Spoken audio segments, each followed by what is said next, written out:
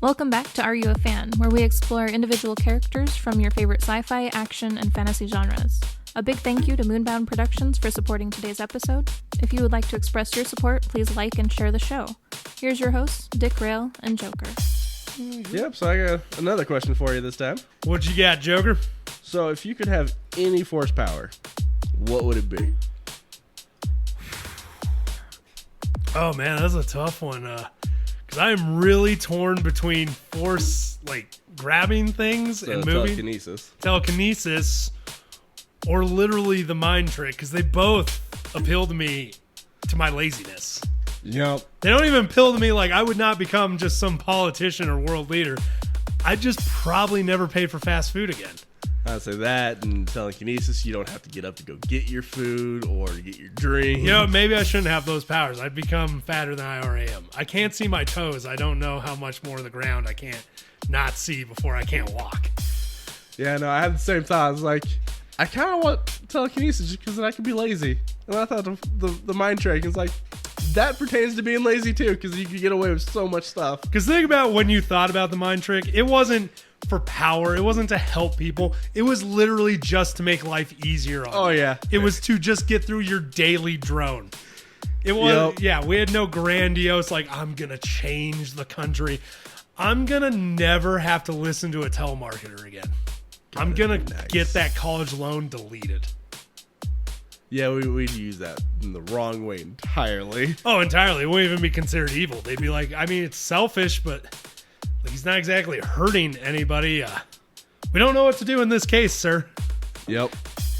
Well, he's brown, so I think we all know what to do in this case, officer. Okay, so I think we've discovered that we're two lazy piles of garbage. Let's, fans, same question to you. What force power would you choose? You only get to pick one, and I don't know, maybe achieve something great in life, unlike me and my fellow friend here, Joker. Yeah, let's hope you could pick one to use it for better reasons than our laziness. Dude, electricity, you can just charge your phone anyway. That's laziness again. Laziness again. Oh, all right, let's move on to our topic. Luke Skywalker canon version. Sorry, I forgot which one it was.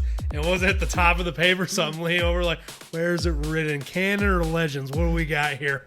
Okay, so, canon. This week is a part 2 continuation of last week, where this one we go over the changes after Disney bought Star Wars. And he actually has some fairly decent changes.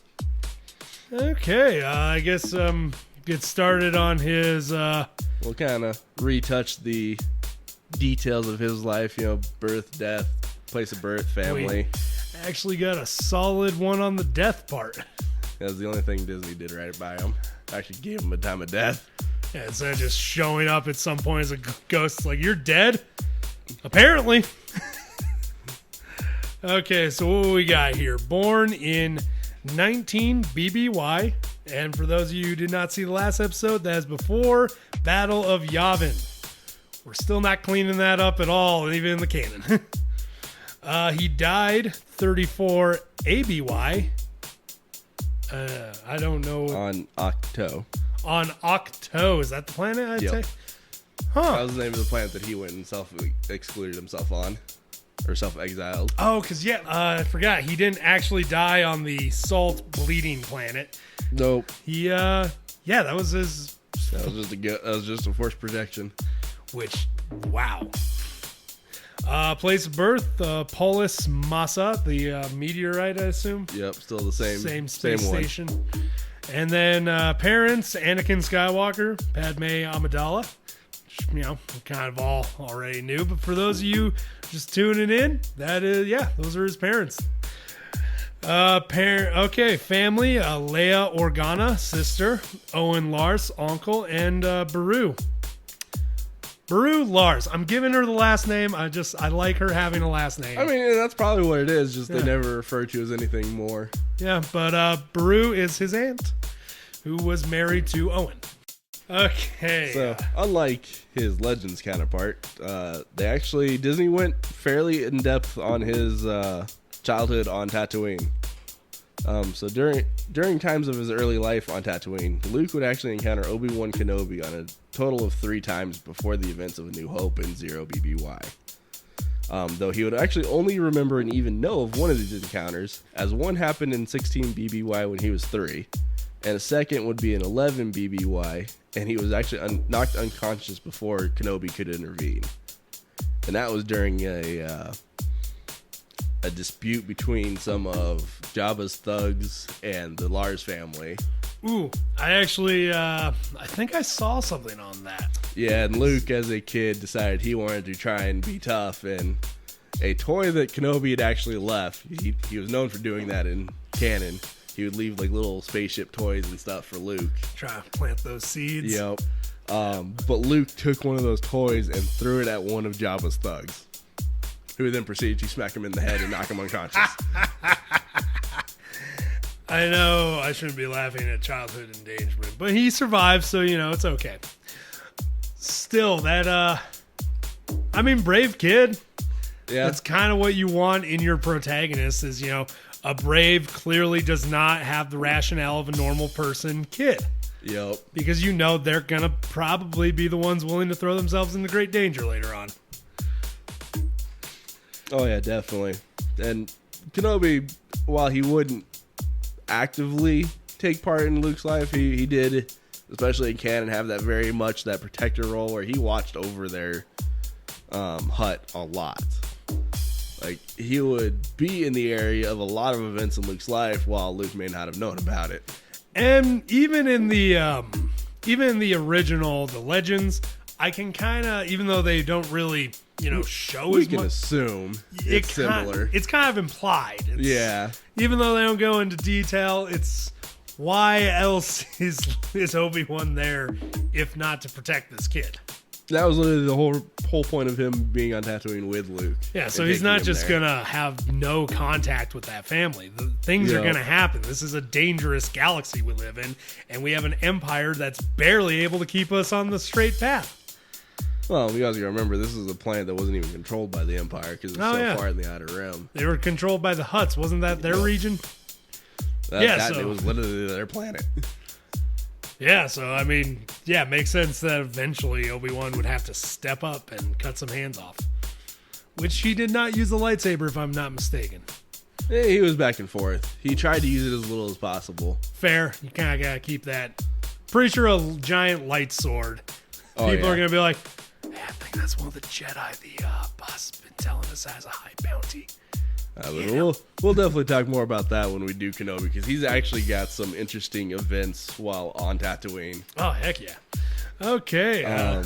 But similar to his Legends, his uncle did not want... He tried to suppress Luke's adventurous nature and wanting to leave the planet, to where he also tried to keep Kenobi away to, one, help suppress all that, and 2, he didn't want him to know about him. That completely makes sense. He knows what happened. Because does Owen know what happened with Anakin and Darth Vader? No. No? Because even for a good portion of the time, neither did Kenobi. Until it was during his time on Tatooine that he found out what happened. So no. Lars, as far as I know, never just found out with most of the galaxy just that he died during the Purge. They might know more. I don't know much of their story, and I didn't go in depth for this. Nope, so. Fair. But I don't know. Hopefully, why was he so? I get, family member died during the Purge, and you don't want Luke to go down the same path as Anakin. No, because you gotta look at the way he sees it. Is the Jedi just turned on the Republic. Because that was the story that the Emperor was giving everybody. The Jedi turned, they wanted control of the galaxy. So he didn't want him, and all these Jedi just got murdered by the clones, so that he didn't want him to follow the same path and end up in the same spot. Oh, yeah. I forgot. Palpatine lied. That's not common knowledge in that galaxy. Yeah. Huh. Okay, yeah, no, sometimes it is hard to divide that line between reader and being like, why is nobody knowing this or questioning? It's like, You gotta remember, the people there wouldn't question it because they don't know all this behind the scenes stuff. Exactly. They didn't witness a cool fight between a little green dude and an old wrinkly man. Really sounds pretty lame when you word it like that. Really, really does. All right.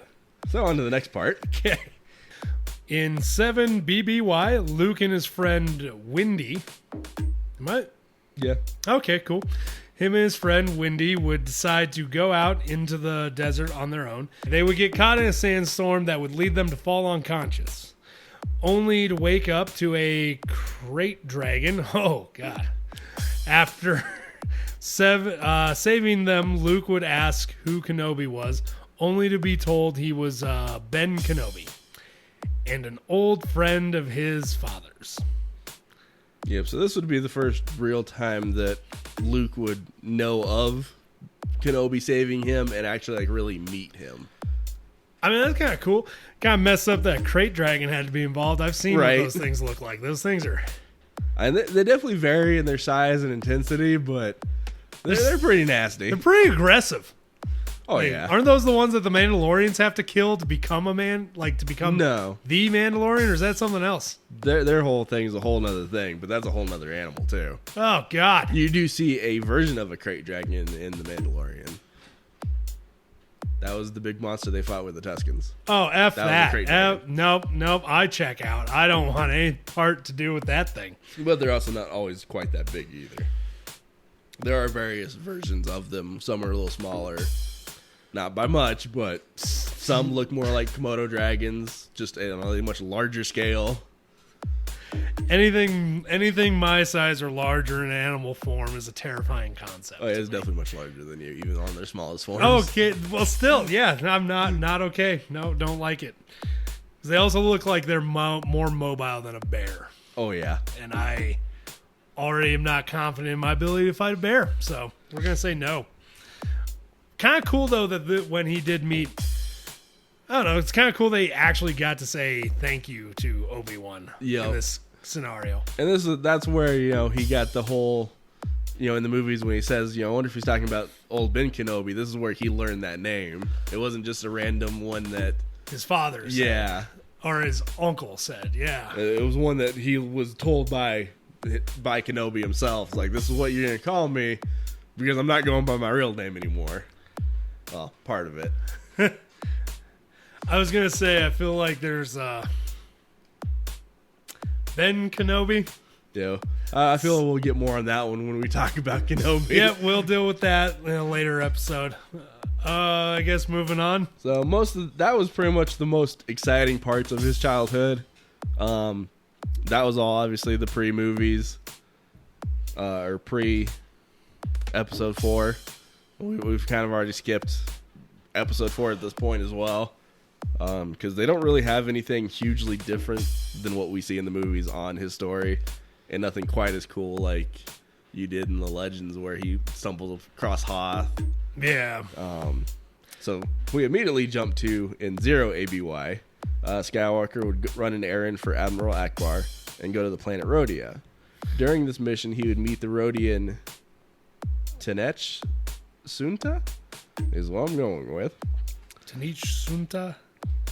As I have no idea how to pronounce it. And again, not... they don't give ways to pronounce their names, which doesn't help. So, yeah, let's, I don't know, go with what you said, or I said... I'm at least going to keep with Sunta. I like that. Because she would end up telling Luke a story about Anakin during the Clone War, and would end up actually giving Luke her uncle's lightsaber. And it would be with this lightsaber Luke would first really start his practice using telekinesis. So he would actually end up seeing another lightsaber besides just his father's at this point. Which is kind of unique because the way they portray it in the movies, the only lightsabers he ever encounters was his and Obi-Wan's. Yeah, his and Obi-Wan's his Vader. father, Anakin's technically, which was his first one. Yep, technically. But then you'd also see Vader's during the Death Star, but real tight in that three person group. That's really because even up for the fans, that's all we knew of at the time. Were just those three. Completely. There was Which I remember because I did a little bit of my own research because I like to be a little bit informed going into this about stuff I don't know anything about. And I didn't see anything that outright says it, but, he says he learned force telekinesis after, dealing with this lightsaber. Mm-hmm. Isn't that a force ability, being able to grab an object and basically learn from it?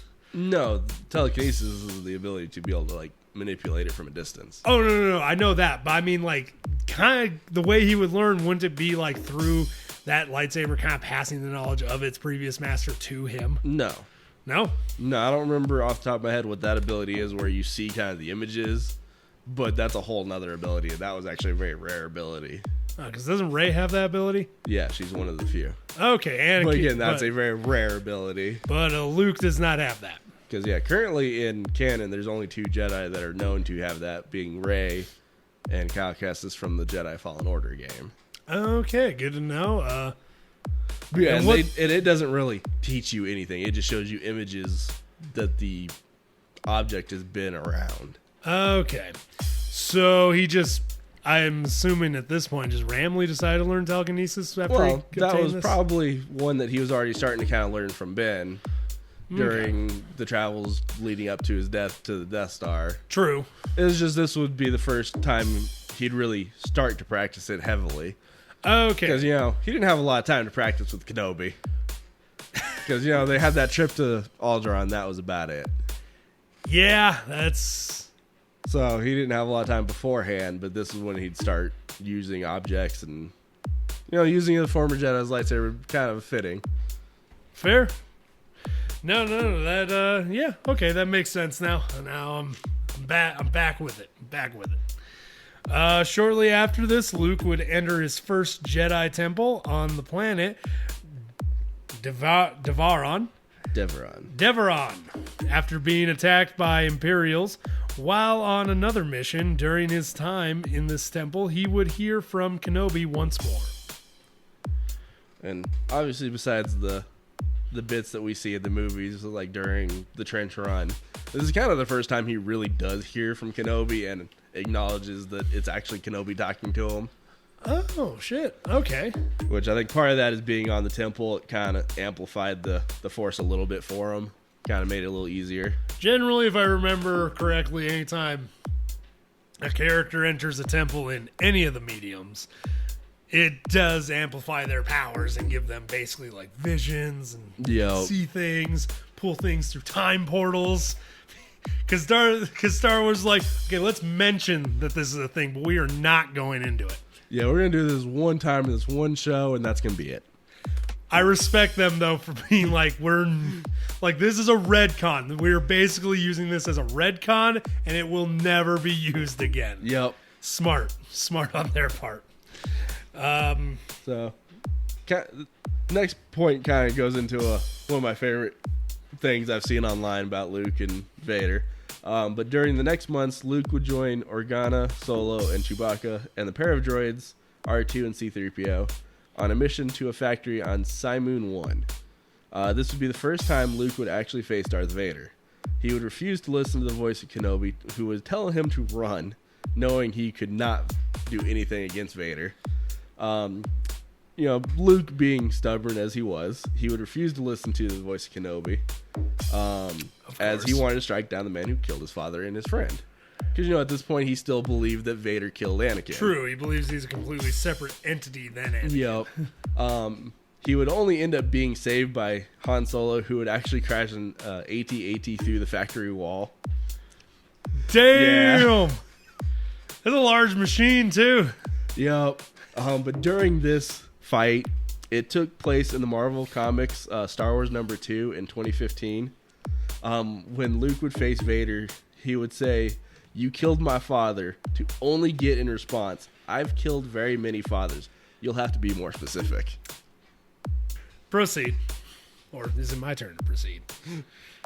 Sometime after this, Luke would head back to Tatooine, to Kenobi's home, wanting to find out more about who he was. He would find the hut being pillaged by Tusken Raiders, who would then flee at Luke activating his saber, immediately probably getting flashbacks to what happens when that occurs. Yeah, because that's another one, again, we'll talk about with Kenobi, because he had some moments with some Tuscans. Oh, great. Hopefully the kids and the women made it out. While ransacking Kenobi's old hut himself, he would come across a box addressed to Skywalker. Before being able to find out what was in the box, he was attacked by Boba Fett, who was hired by Vader to find the rebel pilot who destroyed the Death Star. After surviving his fight, thanks to the help of R2, he would flee the planet, being able to read some Kenobi's journals. He would find passages involving young Luke. R2 would save Luke during this, as Luke struggled against Fett almost being killed by his own saber. R2 would toss Kenobi's box at Fett's head. What I love about that part is, because I had heard about this event, Yeah. and there was no part of my brain that thought like, well, fucking R2 just played support. I literally, when I first heard about it, I'm like, so R2 won that and Luke was kind of just there. Pretty much, yeah. I'm glad to get some confirmation on that headcanon.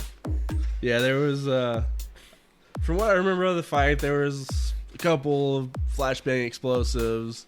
It was a pretty big struggle, actually. It was pretty interesting to look at and to do a little bit of reading on. It was I could see one that I really kind of want to go find this comic and actually read it.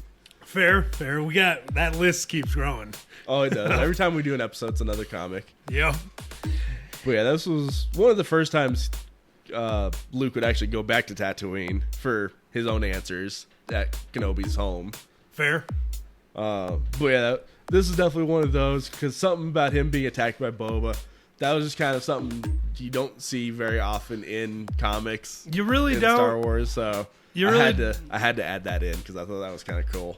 It is a pretty awesome thing. Like, I heard a little bit about it, but like everything I ever read on or like is passing when they mention it is always kind of an offhand. Like, Luke would face down Boba, and R2-D2 would also, in fact, win that fight for him. Moving on, I'm like, whoa. Right, it's like, no, you're missing something really cool and a whole lot of really awesome story. I'm like, I need a little bit more information in that. You're telling me like Luke won it, right? And they're like, yeah, Sure, we'll go with that. We'll go with that. I'm like, that's not. I mean, he survived, so he won. Yeah. I'm like, no. I need to know that the little round droid, he didn't win that fight, did he? It's like, that's not a no. I didn't Right. answer the question. Why is nobody answering? But yes, no. Moving on, I guess. That's just something I'm glad I got some confirmation. Got some answers for. Yep. Okay, I'm going to let you take over now. So, sometime before he'd make it to Hoth, Luke and Leia and some other rebels would actually help some partisans that followed Saw Gerrera on the moon of Jeddah, where the Empire tried to continue their mining operation of kyber crystals. So yeah, they kind of reopened that whole mining thing that you see in Rogue One. Yeah. And it would be the rest of Saw Gerrera's forces that used to follow him, and then the few of the rebels and Luke and Leia that would kind of continue the fight. It was a long story that I had condensed into a very, very small point. Yeah, okay, fair. Just because I thought it was kind of cool that Luke made it to that planet where you saw, like we see in the movie, there was a temple there at one point. Very much so. I mean, at this point, though, it is literally in ruins after that slight Death Star attack. The little testing. Yeah, that is just Crater City. That's got a... So it makes me wonder where they're mining the rest of the crystals from. Was it another part of the planet?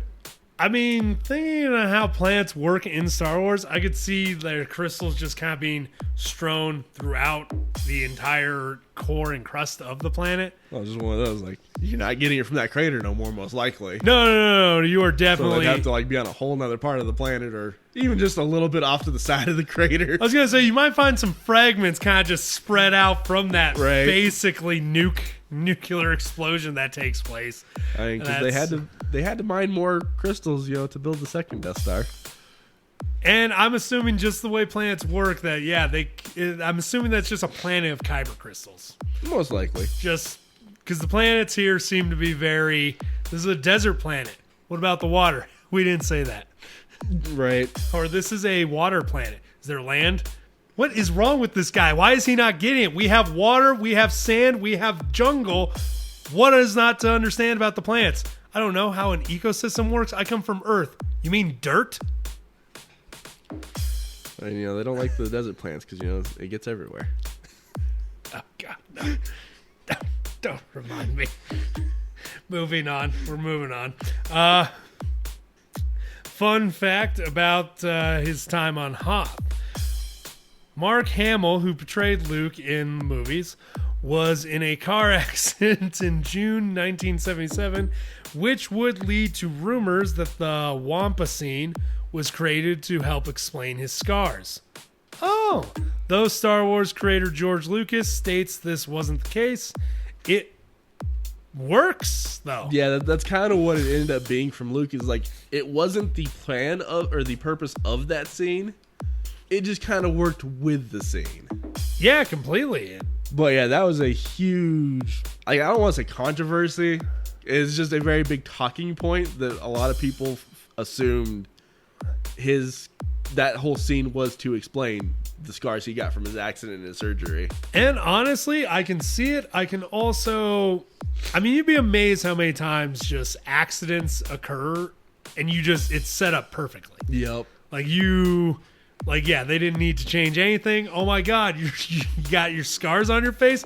Cool. We don't have to, do any effects. Call makeup. Tell them that we're cutting their hours. Now get in that Wampa. So after his time on Hoth, and when you see them all evacuating the planet from the movies, Luke would go and search for Master Yoda like he was told to by Kenobi. While there's never really been a timeline of his time in Dagobah, it is estimated by the fan base that that Luke would spend anywhere from 2 weeks up to 6 months with Yoda the first time before heading off to save his friends from his father on Cloud City. Because all you really get is the few cut scenes in between all the stuff going on with Luke, Han and Leia and they're running from the Empire and their time on Cloud City. So it's like, assuming based on all of that, it's probably closer to the 6 months option because that's a lot of travel and no hyperspace jumping. Ooh, yeah. Yeah, they never really, anywhere in any of the books, anything, even as far as I know, in Legends, they never actually gave a timeline. You just kind of left to guess. As much as I want to argue and be upset about it, you as one of my D&D players know that I have no real ground to stand on while being upset at that concept. That's a whole nother can of worms, though. But, the time... I get it can be difficult, but if you're going to write a whole franchise, though... And you would think that after, the 42 years Star Wars has been a thing, somebody would have confirmed a time period. You would think, right? They've already... In that kind of time that amount of time of having the franchise, you would assume. One would assume, especially some of the other random things that fans will find out. Yeah. I got no examples off the top of my head, but some of the things that they have discovered in that amount of time, it's like, dude, if you put a fraction of that effort into figuring out this timeline. Even just telling us, you don't have to go into detail about it. Just be like, yeah, it took him, he was there for 4 months. Yep. That's all we want. That's all we need. Yeah, we don't need to know everything he did in those 4 months. Just give us 4 months. Something. I blame the writers. Luke's first touch with the dark side would be after the Falcon made its jump to the Rebellion's rendezvous. It must be Italian. Randy. Rendezvous after Cloud City, where they would engage the Empire, and he would try to use the belly turret of the ship. But due to his injury, he couldn't, which frustrated him to a point he would tap into the dark side and cause a pair of TIE fighters to crash into each other. Oh! Yep, he got so angry because, losing a hand, yeah, you can't use the turret no more. And yeah, it frustrated him. God damn it, Kevin. I hope he didn't do it with his right hand. I mean, you know, at that point, you gotta switch it up, I guess. You don't have a choice. Yeah, no real option. Especially because I ain't used that robotic one afterwards. Oh no. Of course, I mean, could you get different attachments? When you think about it, that might be amazing. If they had, made his hand a little different, they probably could have. But since they tried to make it as normal as possible, Anakin, there was no headcanon. Anakin kept his woman happy because that hand was not designed to look real. That looked detachable. That looked like there was some. Definitely not adding this in. But yeah, he got so angry, like he used the force and like it would just. He'd grab onto two of the fighters that were chasing them, and he just like slammed them into each other. Jeez. Which kind of showed his early strength in the Force. Yeah, no. At this point, even with his time with Yoda, he didn't have a lot of training and a lot of formal training. No, and the guy could barely lift an X-wing. Yeah. Well, he couldn't at the time. Oh, yeah, he straight up couldn't. Oh, man, he was...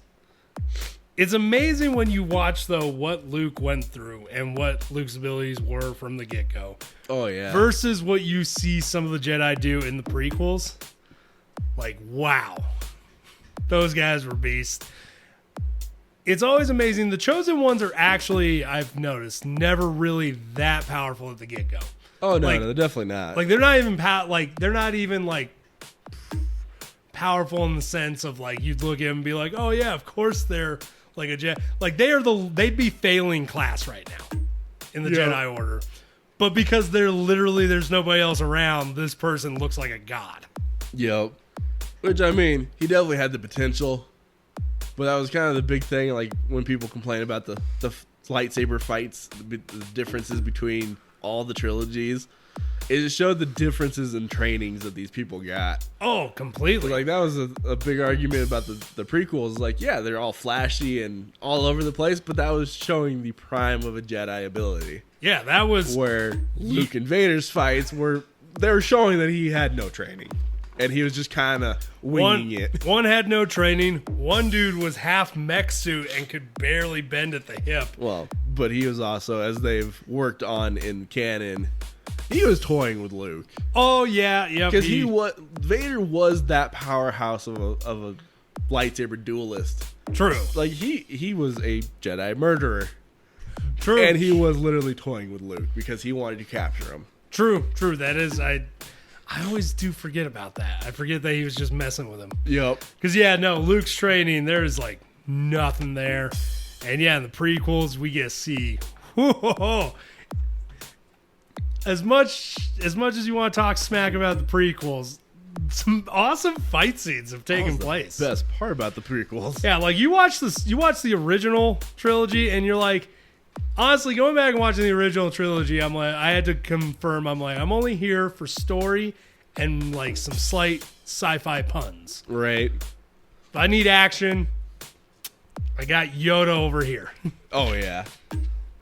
Okay, I guess moving on now. Yeah, so as we slightly touched about his fight with Darth Vader on Cloud City, after losing his Anakin's lightsaber during that duel, he would actually begin the process of building a new one, which, using the journals of Kenobi, some parts were easy to find or purchase, others would be harder to find. The last parts he would actually have to go back to Kenobi's hut on Tatooine once again.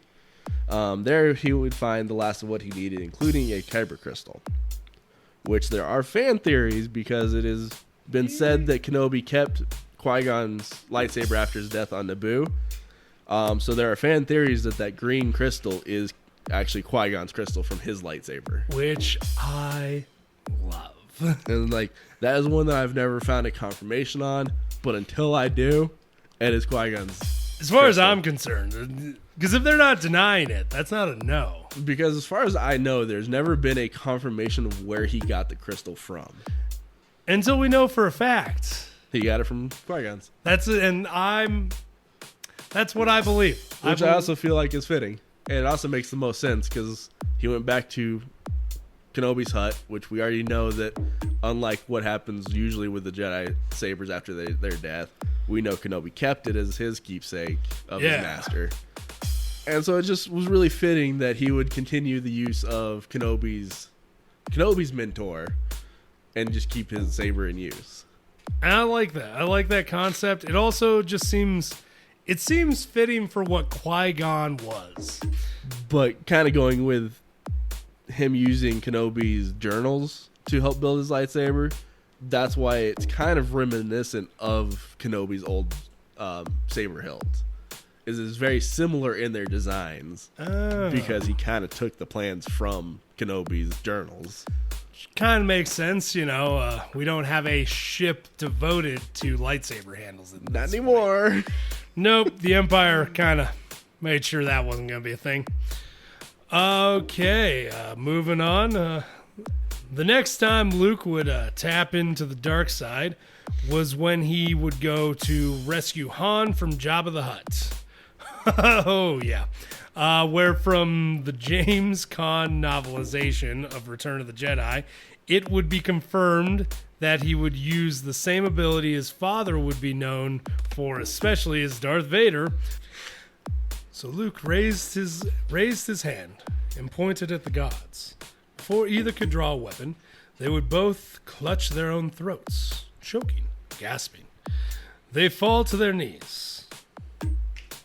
Bam. That was much better. Book reading material right here. As long as I get to do an accent, because that's the only way I can read a sentence correctly. But this would also be debated that it may have just been, Jedi mind trick. I don't buy it. I think that's just people not wanting to accept that he was using the dark side. Which is mind-boggling because we all love Mace Windu, and that guy's abilities were mostly dark side abilities. When you get into his outside of movies, yes. Yes. But in the movies, he really didn't do anything. He really did. Yeah, no, he really doesn't do anything in the movies. Like he has a little bit of lightsaber fight in 2, and a little bit in 3. That was it. Yep. But in the canon and I think legends. but I also think a lot of this debate was back when. Oh, back when the movies were first. Yeah, and people weren't wanting to accept that their big hero was going dark and thinking that he's gonna change sides like his dad did. Which, honestly, given the time period and given the movies, that was one heck of a great twist. Oh, yeah. Like, showing him be enticed by the dark side. Oh, and yeah. then just, show that, bit of white underneath his thing being like, nah-uh. Because, you could definitely see it, especially in the throne room fight, that he was very, very close to just being like his father and going full dark. Oh, yeah. Like he tapped very heavily into it at that point. It comes back, though, and I think No, that was a solid twist for a sci-fi movie, especially at the time. Oh, yeah. Nowadays, subpar, but back then, that was... Nowadays, that's pretty normal. Yeah. Nowadays, plot twists, you have to have some serious stuff for a plot twist. Right? Otherwise, it's just more of was an inconvenience in the film, and you're like, why did we waste 20 minutes on that scene? Yep. Okay. So now we're moving on to his kind of between the trilogies. Oh. So it's his after the original trilogy movies. Not long after the Battle of Endor, Luke would travel to the planet Pilio, where he would actually encounter an Imperial troops again.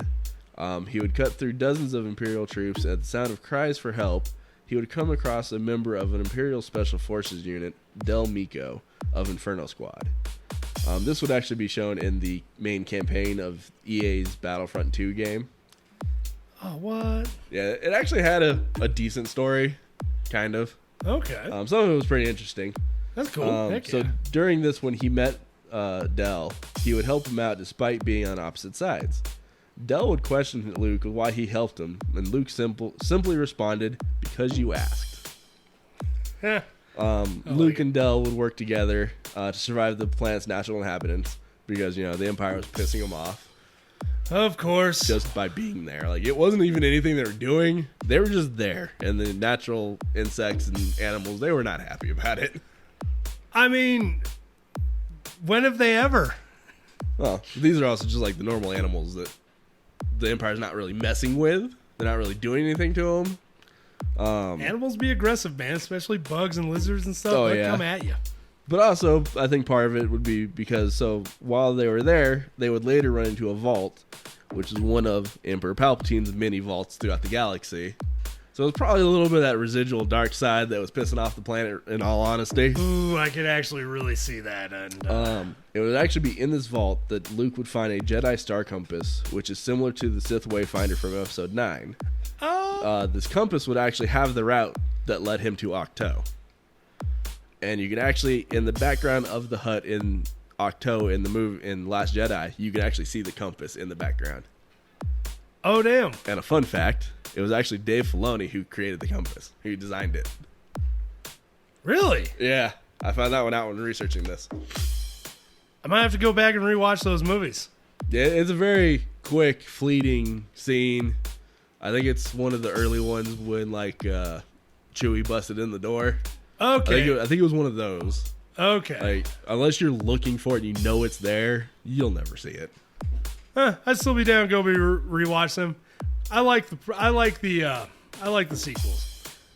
They definitely had their moments. Few scenes I'll fast forward past. Yeah. I'm not going to deny. They definitely had some good parts. Obviously had some bad parts, but Same time though, all the trilogies did, to be honest. Same time though, yeah, all of them did. Like even the prequels, there are some scenes that I'm willing to fast forward through. Oh yeah, heck, that freaking dinner scene. Oh, I can't. I say most of Episode 1, most of Episode 2. Yeah, just because. While I understand the purpose of them being so slow, they were slow. They were slow, and that dinner scene with him and Padme, I can't. My anxiety flares up every time that scene is on. I'm just like, oh no, can't. Oh, too awkward. Okay, let's moving on. In 5 ABY, 3 months after Endor, Luke would recover the last fragment of the Force tree that once resided at the Jedi Temple on Coruscant on the planet Ventine? Ventine? I don't know. Ventine. But Force tree, I didn't know that was a thing. Yeah, it's more of the one you see in the cartoon series, in their kind of main garden in the I don't really know what to call that area. We had a name for it in high school. And I know what the word is, I just can't think of it, but it's like the commons. Yes, commons. It was the main commons you see in that episode where Yoda learns about the whole manifestation after death.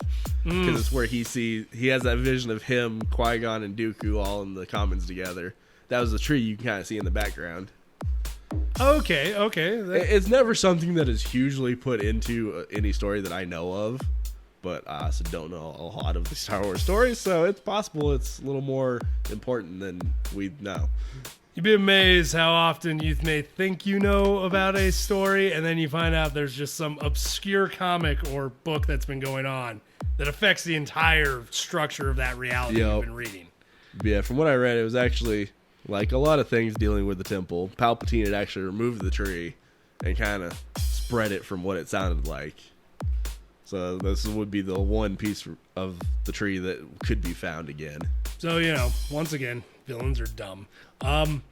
Launch it into a star. I feel like you're setting yourself up for... He may have also been using it to do experiments with the Force, knowing Palpatine and his ways with Sith alchemy. Okay, actually, that is understandable. So it was probably in a vast number of other vaults.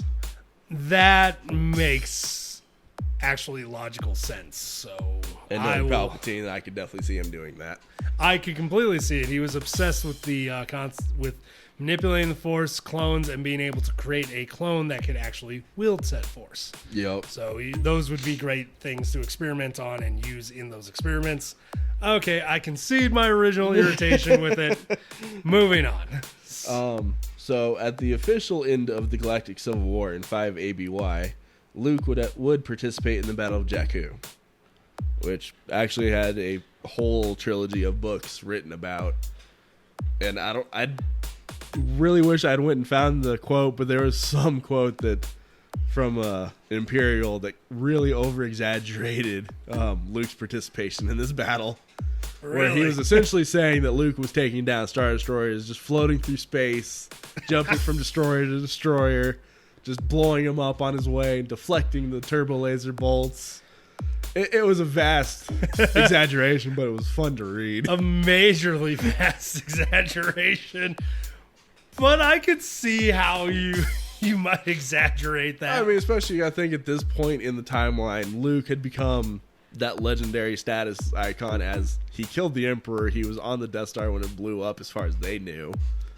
And he somehow survived the destruction. You know, oddly enough, as somebody who likes history and war stories and stuff, this is actually probably the most accurate thing to parallel our real world war stories. Like some of the things you hear about in our own wars, like the White Ghost or the witches of England, or the white women in that, and the Tuscan Raid. Like these legends do happen. Like they're badasses, but the enemy will definitely make them way more than they actually were. Oh yeah, but at the same time, nobody's caught them. So yep. It's one of those, you want to go to the enemy, like you realize they're just a human. And it's like, well, I mean, another good example of it is in the movie Braveheart, when they're talking about him. Yep. As they're going through his little montage of him going through different parts of the country. Fireballs from my ass. Wrong movie. But okay, in 5 ABY, Luke would start his journey to start his new Jedi Order. To do this, he would search the galaxy in search of what remained of the former Jedi, I should say. So, kind of unlike the Legends version, where it took Palpatine returning for him to ever actually decide to start doing it.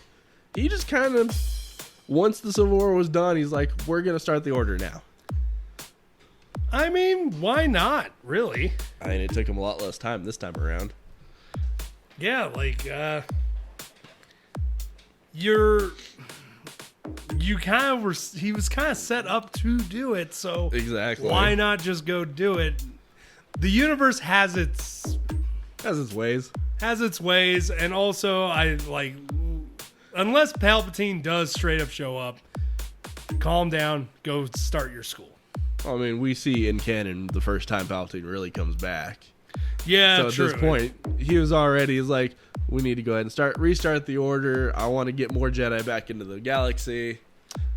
And it just didn't take something crazy to get him to start it this time. Which I'm glad, because that seems more realistic.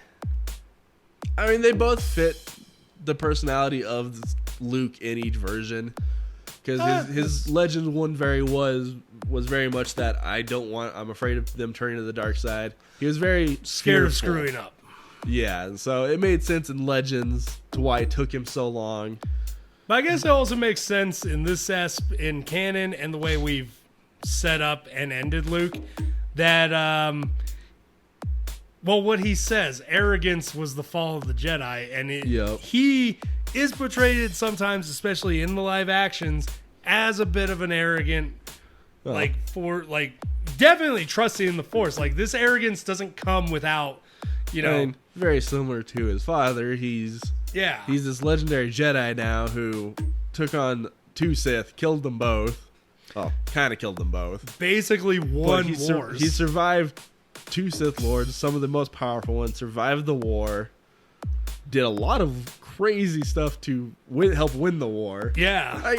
I'd be pretty arrogant too. No, I fully agree. And knowing you're the son of the chosen one, you can only imagine what your own Force potential could be. Exactly. So it makes sense that he was very arrogant in the movie. And I could agree that both versions, Legends and canon, both make sense for his personalities. And they fit their specific timelines very well. They did it very well. And in at least in canon, though, I do that. Like a lot of people,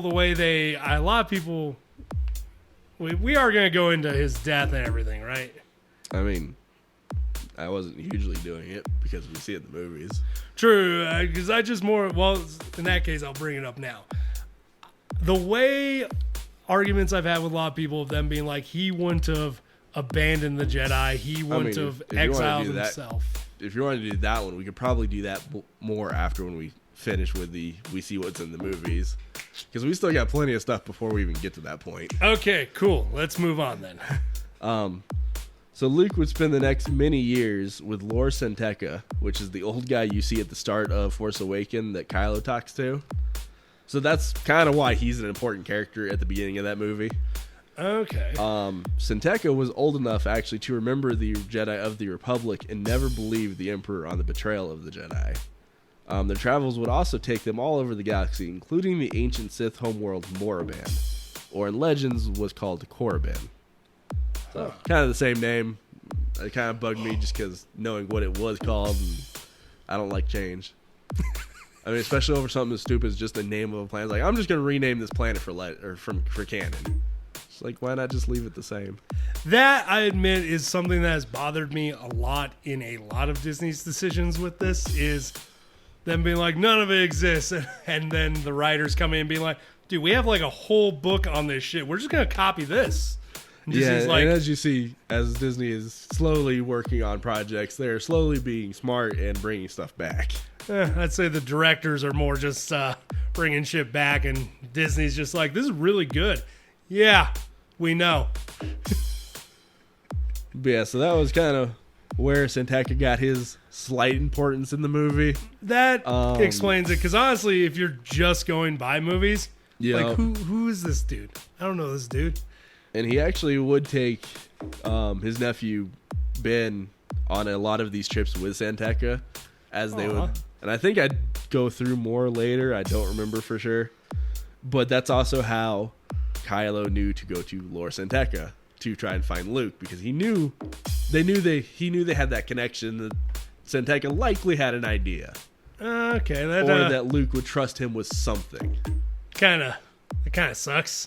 But it also helps kind of explain the whole beginning to The Force Awakens. Whole first scene. It completely does, and as much as I want to complain about it, I don't know what I expect. Star Wars is just known for just kind of dropping you in the middle of like, what is happening? Yeah, why is this? All their first movies literally do that. And all of them, literally, the opening scenes are, why do we care? Like, why? Cool, they're after this princess. Why are they after this princess? You'll find out. They didn't answer the question. Or even, why do we give a damn about these trade route agreements? I feel like that one is the most obscure. Yeah. Just like how do we start this movie? It's got to be another, where they start with no reason like all the others. How about a ship trade agreement? Why would the Jedi be involved in orchestrating a ship trade agreement? I don't know. Corruption, write some BS. We'll figure it out when we go. Just start filming. We got Liam Neeson. Cool. Let's give him a robe and let's do this. Yep. All right. Okay. Just had to get that off my chest. What do we got here? Luke would find holocrons. Is that where we at? Yeah. Cool. Luke would find holocrons of former masters of the Jedi, such as librarian Jocasta Nu and the Jedi Master from High Republic era Avar Kriss. They also now know where I got the name and the inspiration for my character in D&D. Yeah, actually. So, yeah, it also just happens, to be named. Yeah, very ironic name. I just find it funny. Because honestly, the librarian, actually, I've read a lot about her story. She's pretty beastly. Like, she's actually, we may do one on Vader, so we'll talk about that later. Yep, we can talk about that. I know exactly what you're talking about, though. Where she calls him out. Yeah. On being Anakin. She's straight. She almost gets him killed, too, in that moment. Yep. Luke would rescue Grogu in roughly 9 ABY as seen in The Mandalorian TV show in the second season. Yeah, because I had to add that in. Because one, it's part of the canon, and two, because the show's popular, and it's Grogu. It's Grogu. Who doesn't love Grogu? I love Grogu. That was one of honestly, my favorite scenes ever of Luke. Just watching him go ham on all the droids. Dude, right? He wrecks. I love how much... you can actually see in a lot of... If you really watch the fight scenes, you could see a lot of the similar moves that his dad used in his fights. You know, like blocking the bolts over his back. I think I actually... The way he would swing the saber. I'm pretty sure I was on another spiral on YouTube one day, but I'm pretty sure I saw somebody construct, like, to show the moves he uses and compare them to Darth Vader and Anakin. I say, especially the form that Anakin used while he was a Jedi. You see a lot of that in Luke in that fight scene, which was really cool. Seeing that he was still very similar to his dad. Which, and arguably when you think about it, that probably would be one of the best moves to use on a bunch of droids.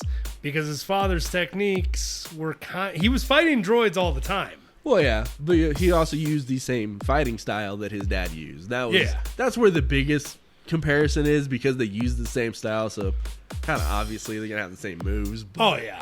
It was just kind of cool to see some of the same things that you saw Anakin do in the movies. His son is doing years later in a TV show. That is a pretty nice nod. I like the callback. Yeah, that was my favorite part about that. That and just watching him wreck a bunch of droids. That was pretty epic. That when he crushes the one, just boom. So roughly in 15 ABY, he would actually start to teach his nephew Ben, though he would still be reluctant to take an apprentice after his sister. And we kind of see that whole thing in the movies about when he teaches his sister and she has her visions.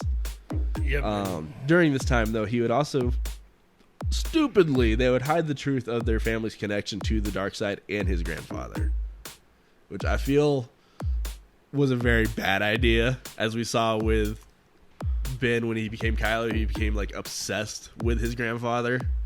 Yeah, there's a whole big thing.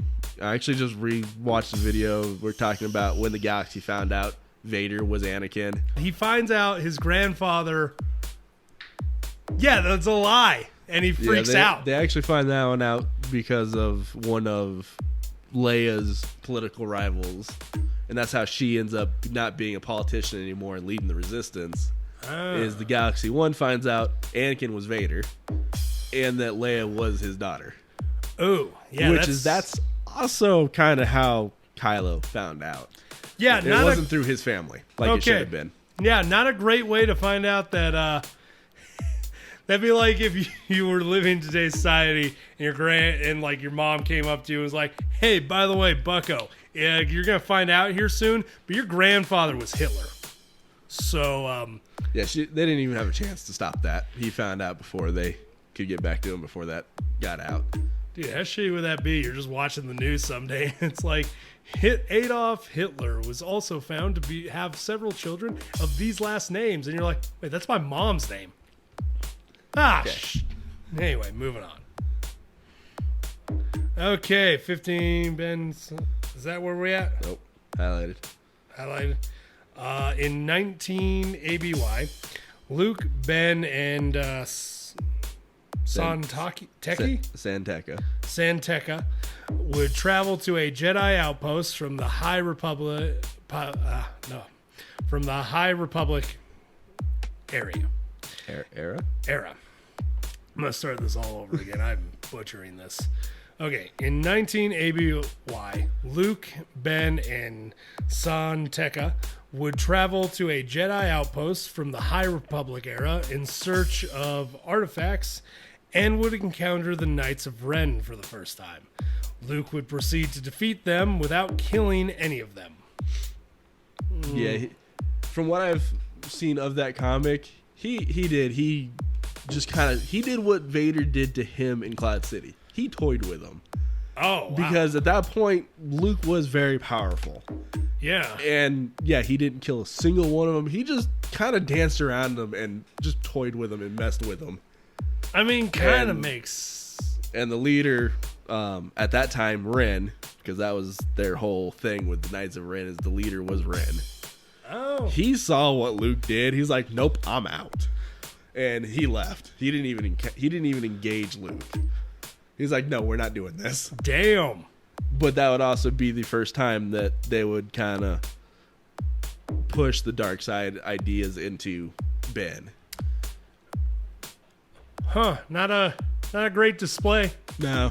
As But there was some interaction between Ren and Ben that they talked there was a lot more to this story, but the essential of it was Luke beat them without killing any of them and just kind of toyed with them. Yeah, it's not a great display of the dark side right there at that point. So you want to join us? No. Well, yeah, remember, they weren't actually dark side users. They were just other fighters, but he kind of toyed with him with the idea of the dark side. Okay, fair. Okay, to kind of give him the power he wanted. Okay, that kind of makes more sense. Because otherwise, I'm like, if those were your people you're sending to promote the dark side, I would have... I don't think Kylo would switch sides that easy. He would later take on about a dozen apprentices in training at a temple that only the members of his order knew the location of. And of course, R2 would also have the location. It's because R2's a ride or die. Oh, yeah, he is the epitome of ride or die. Like, damn. He knew everything. So, I mean, of course, R2 knew where this was. Oh, yeah. Because he knows where everything is. Literally shut himself down so nobody would find out, too. Yep. With mad respect to R2. He's a gangster. So it'd be in 28 ABY where Luke would make his last mistake of the new Jedi Order when he, even if only for the split second, thought about destroying his nephew, which we all know would push Ben to destroying the temple and Luke's other students. Which I think there was in the comics there it showed that he didn't kill 3 of them. Because they kind of all left together, but Kylo went and did his own thing because the others died of something else. But yeah, he killed majority of the students and destroyed the temple, as we know and see in the movies. Oh. All because, the canon Luke, who, saw the fleeting good in Vader, couldn't get over the fleeting evil in Kylo.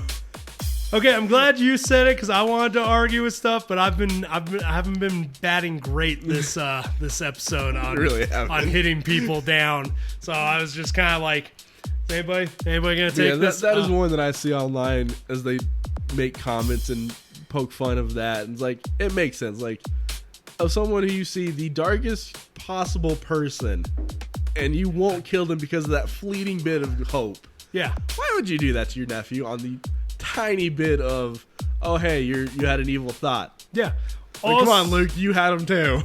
Also, the concept of Force visions, which I don't know how much he knows about Force visions. I'm pretty sure he's a master at this point. Maybe he's spoken to Luke, spoken to Yoda and Obi-Wan a bit more. Maybe even Darth Vader, for God's sake, since he's a Force ghost now. And they did have talks with Vader, but it didn't seem like him and Yoda had a whole lot of talking. But maybe somebody mentioning, like, hey, boy, by the way, you're going to get, like, some crazy psychedelic visions on occasion.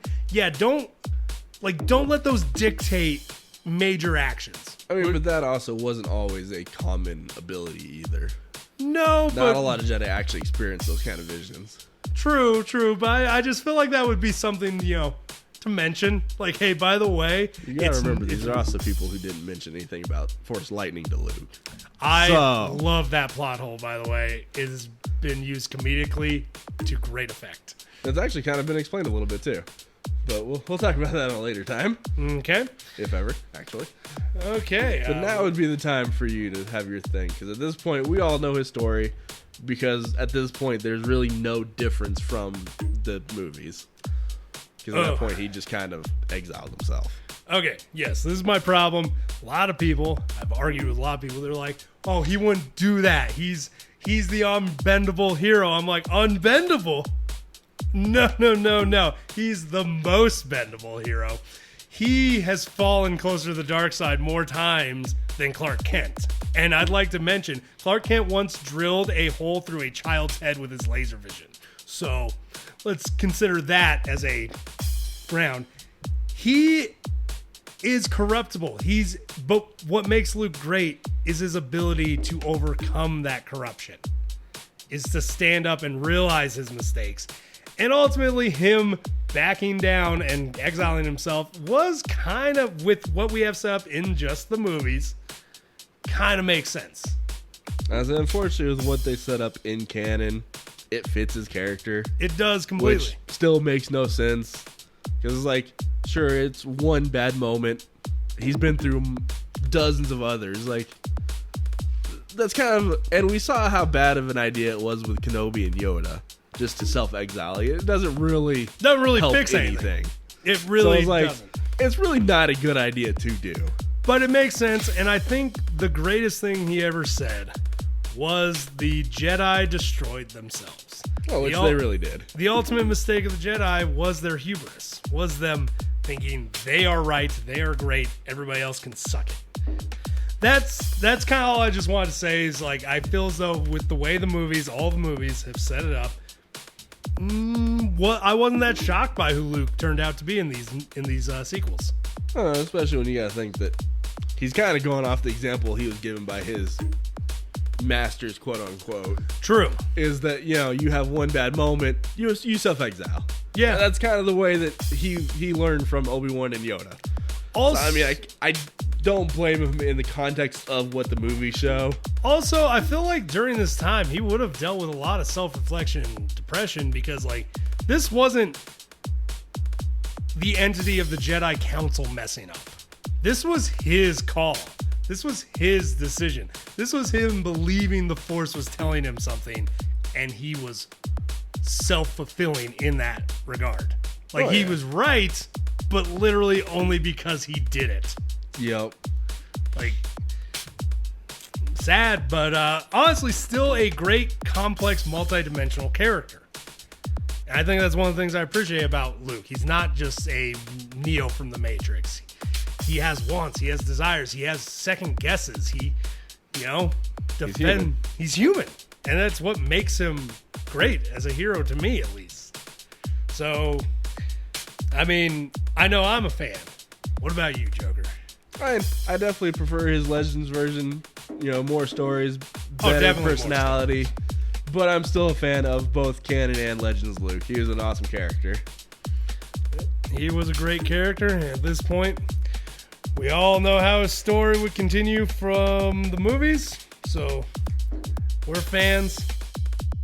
For anyone that's still listening, if you got something out of this, enjoyed the episode, or even liked the character before from a movie, comic, cartoon, hell, even that t-shirt that you saw one time, you're a fan too. If you want to jump on this train, why not subscribe and share with a friend? d-rael out. Y'all keep riding them rails.